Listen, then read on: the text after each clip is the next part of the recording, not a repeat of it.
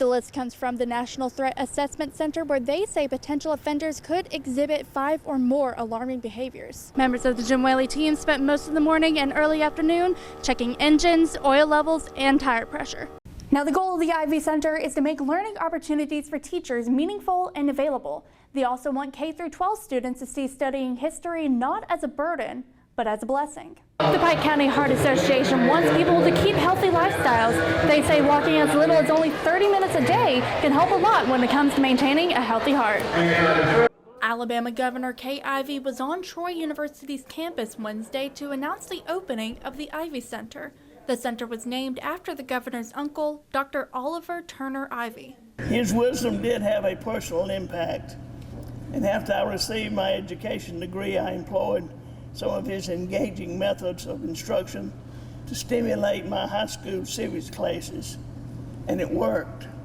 Now, the goal of the Ivy Center is to make learning opportunities for teachers meaningful and available. They also want K-12 students to see studying history not as a burden, but as a blessing. They're able to look at more than just preparing for a test where you're going to ask them about dates and what happened. We want to dig deeper. We want to know about the culture of the area that we're talking about. The center plans to train teachers on how to use the cultural approach. This approach was created by Dr. Oliver Turner Ivey when he was a professor at Auburn University.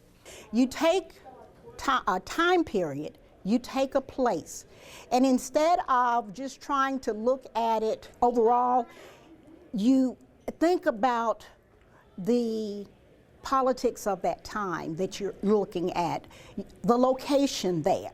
The center was originally located at Columbus State University. Members of the Ivy Foundation decided it was best to move the center to Troy.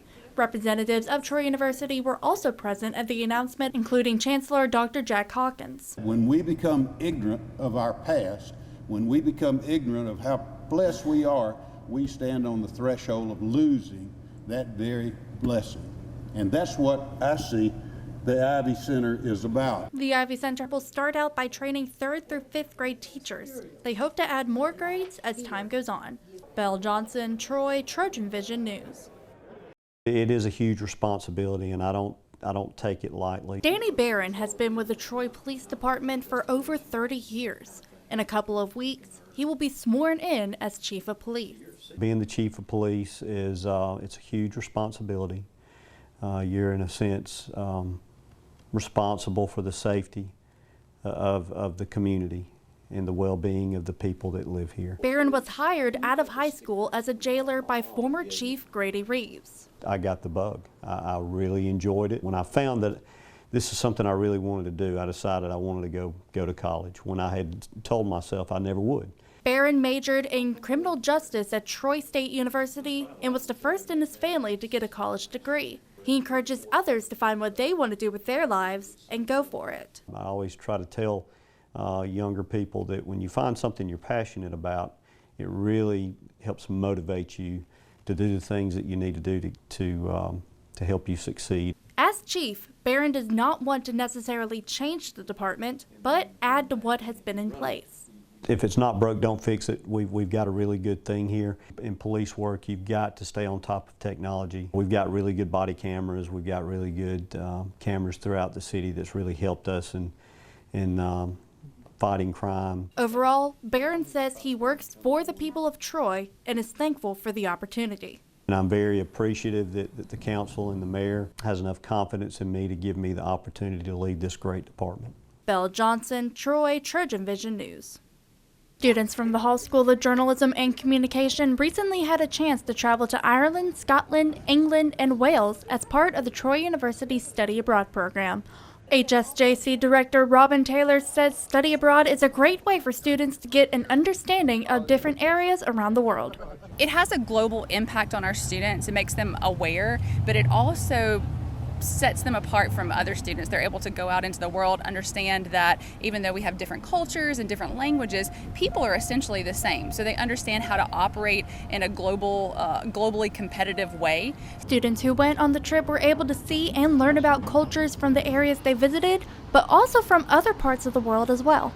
We had to like interview people for our assignment, so I got to interview a lot of different kinds of people, and none of them were actually originally from London, and they were all from like Denmark or maybe Scotland, and just like places all over the world that weren't even really where we were. I've learned a lot about the culture of Ireland and England and Scotland, and I'm appreciating it more. Taylor wants students who went on the trip and those who stayed at home to know they can make a place in the world no matter where they came from. I think the most important thing is for students to understand that the world is a very big place and they can be a very big part of it. So we're in small town Alabama sometimes, but that doesn't mean that you can't go out and conquer the world. For the first time in TrojanVision history, reporter Belle Johnson joins us live to tell us about the trip so far. Hi Belle, how are you? I'm doing great, Mackenzie. How are y'all doing over there? Y'all doing all right? Yeah, we're actually doing great, but it looks a little different on your side because we can still see sunlight, but it looks like it's nighttime where you are. So where are you? Exactly. Right now, I am in Dublin, Ireland. It is currently around 11 p.m. at night, about 6 hours ahead of where y'all are. And the sun just went down just about 30 minutes ago, around 10:30. Well, that sounds like a sleeping schedule I'm not willing to get on. But tell us about the traveling experience. What was it like to actually get there first? So I will admit the plane ride was a little rough. We were delayed for about 40 minutes because of a thunderstorm. But once we left Atlanta, it was smooth sailing from there. We flew all night and landed about 8:45 in the morning yesterday at the Dublin airport. After that, it was go from there. We had a bus tour once we landed that took us straight to St. Patrick's Cathedral, straight to our hotel, and then from there we just had adventures around the city. So speaking of your adventures around the city, what were your first impressions? Can you give us a little bit of insight? How do you feel about it? At first I was a little surprised because when I first thought of Ireland, I thought countryside, sheep, farms, all that. Dublin is a lot different than what I thought. Yes, flying in, looking down from the plane, I did see that countryside, but Dublin is more of a city. It has architecture mixed from medieval times all the way to modern minimalism. It was very interesting to see at first. That sounds amazing. Now, it is still a study abroad trip, so can you tell me about how the academic parts of the trip are meshing with your actual trip? Yes, so for those who wanted to, they had a choice to take a couple classes that go along with the trip, including a travel journalism class, which I am personally taking right now.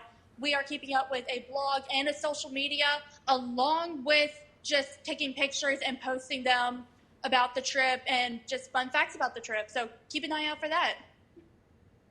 Well, that sounds amazing, Belle. I can't wait to see what you guys are up to for the rest of the week. So thank you so much for joining us from Ireland. Absolutely, Mackenzie, and I'll be back later during the trip to tell you more about it.